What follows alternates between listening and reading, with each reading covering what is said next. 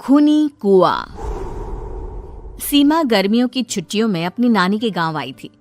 सीमा नानी के घर पहुंचने के बाद अपनी नानी के पैर छूती है और उनसे आशीर्वाद लेती है। तभी उसकी नानी उससे कहती है, इतनी बड़ी हो गई मेरी सीमा, चल जल्दी से हाथ मुंह धो ले, मैं तेरे लिए खाना लगा देती हूँ। भूख लगी होगी ना? हाँ नानी, भूख तो लग रही है मुझे, आपके हाथ के बने हुए पीले दाल और चावल खाने की। कितना टाइम हो गया है मुझे आपके हाथ का बना हुआ दाल चावल खाए हुए। तू तो नौकरी में व्यस्त थी, तो तुझे कहाँ से टाइम मिलेगा अपनी नानी के लिए? और जब इतने टाइम बाद आई है तो ज्यादा टाइम के लिए रुक कर जाएगी तू। हाँ नानी, इस बार पूरे 2 महीने के लिए आई हूँ। सीमा की नानी अंदर जाकर उसके लिए खाना बनाने लगती है। सीमा कमरे में अकेली होती है, तभी उसे किसी औरत के रोने की आवाज सुनाई देती है। वो कभी खिड़की से बाहर झांकती है तो कभी दरवाजे से बाहर झांकती है। उसे समझ में नहीं आ रहा होता है कि आखिर रो कौन रहा है। तभी नानी खाना लेकर आ जाती है। वो अपनी नानी से कहती है, नानी, कोई औरत रो रही है क्या? मैं जब से यहाँ आई हूँ तब से मुझे यहाँ किसी औरत की रोने की आवाज आ रही है। हे भगवान, कहीं ये वही तो नहीं? बोलो ना नानी। अरे कोई नहीं रो रहा, ये तेरे मन का वहम है। और तू ना अब खाना खा ले, ज्यादा यहाँ वहाँ की बातों में ध्यान मत दिया कर। जल्दी से खाना खा और फिर मेरे साथ आ जा मेरे कमरे में, दोनों बैठकर खूब सारी बातें करेंगे। ऐसे ही अगले दिन सीमा अपनी नानी के साथ गांव के बाजार जा रही होती है। उसी रास्ते में फिर से किसी औरत के रोने की आवाज आती है। वो अपनी नानी से कहती है, अरे नानी, क्या सच में तुम्हें अभी भी किसी औरत के रोने की आवाज नहीं सुनाई दे रही? मुझे किसी औरत की बहुत बुरी तरीके से रोने और चीखने की आवाजें आ रही हैं।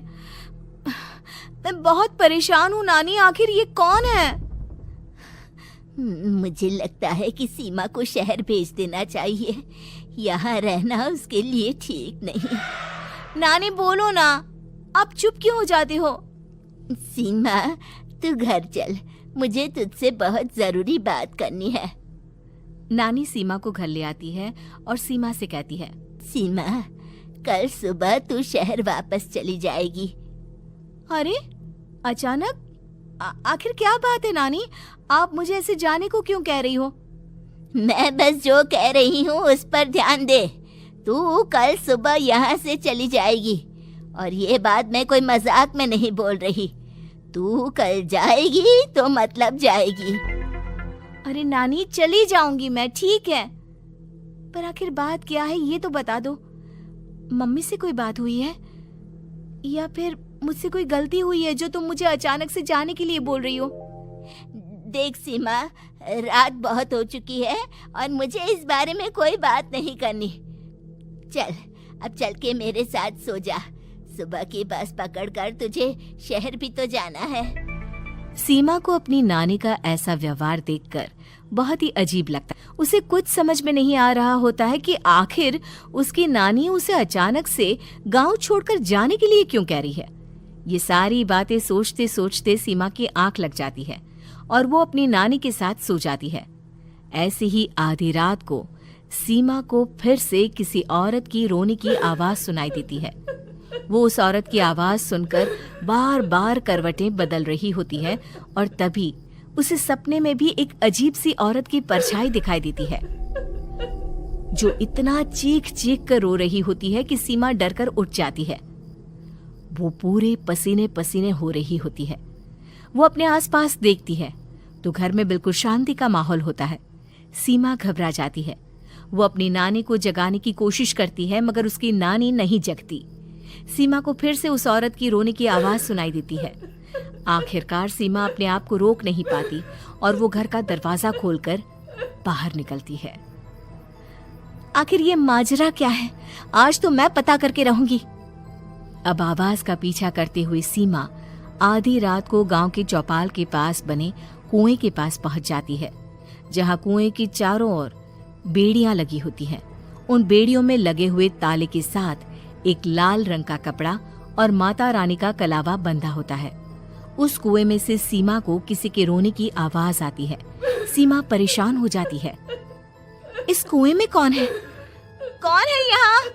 सुनो, कौन है? कौन रो रहा है? अब सीमा खुद उस कुएं के पास की बेड़ियों और तालों को खोलने की कोशिश करती है और किसी तरह कुछ देर की मशक्कत के बाद सीमा उसको खोल भी देती है। और जैसे ही वो कुआं खोलकर उसके अंदर झांकती है, सीमा उस कुएं में गिर जाती है। इतने में उसकी नानी की नींद भी खुल जाती है और सीमा को पास ना देखकर नानी परेशान हो जाती है। नानी घबराकर पूरे घर में उसे ढूंढने की कोशिश करती है, जिसके बाद उसकी नानी और सभी लोग उस खूनी कुएं के पास जाते हैं और सीमा की नानी कुएं के पास खड़ी होती है। सभी गांव वालों और सीमा की नानी को सीमा के चिल्लाने की आवाज आती है। बचाओ, कोई मुझे बचाओ। मेरी बच्ची, हम आ गए, हम तुझे बचा लेंगे। नानी, मुझे यहाँ बहुत डर लग रहा है। यहाँ इंसान की कटी हुई मुंडिया, हाथ, पैर और कंकाल है और खून भी है। नानी, मुझे डर लग रहा है। आप सब मेरी मदद कीजिए, नहीं तो ये खूनी कुआं मेरी बच्ची को भी खा जाएगा। अरे मुझे तो ये समझ में नहीं आ रहा कि आखिर इस खूनी कुएं को खोला किसने।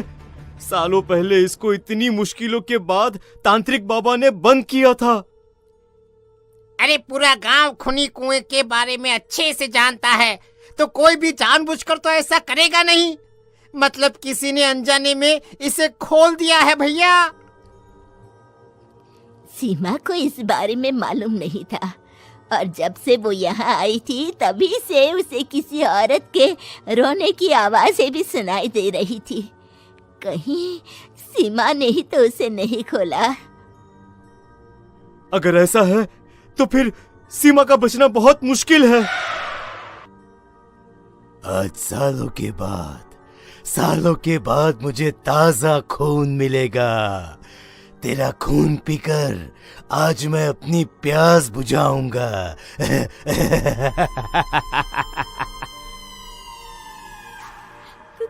कौन है?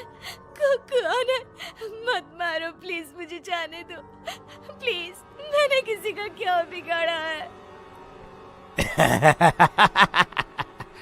वो तुझे मरने के बाद पता चल ही जाएगा। जितने में गांव वाले और सीमा की नानी कुछ सोच पाते, उतने में उन्हें सीमा के चिल्लाने की आवाज आती है और अगले ही पल सब शांत हो जाता है। क्या हुआ? सीमा, मेरी बेटी। माफ करना बहन, लेकिन अब सीमा वापस नहीं आएगी। हमें एक बार फिर से कुएं को बंद करना होगा। गांव वाले तभी तांत्रिक को बुलाकर लाते हैं। एक बार फिर अपनी शक्ति से तांत्रिक बाबा उस कुएं को हमेशा हमेशा के लिए बंद कर देते हैं और वहां एक बोर्ड लगा दिया जाता है कि यहाँ आना मना है।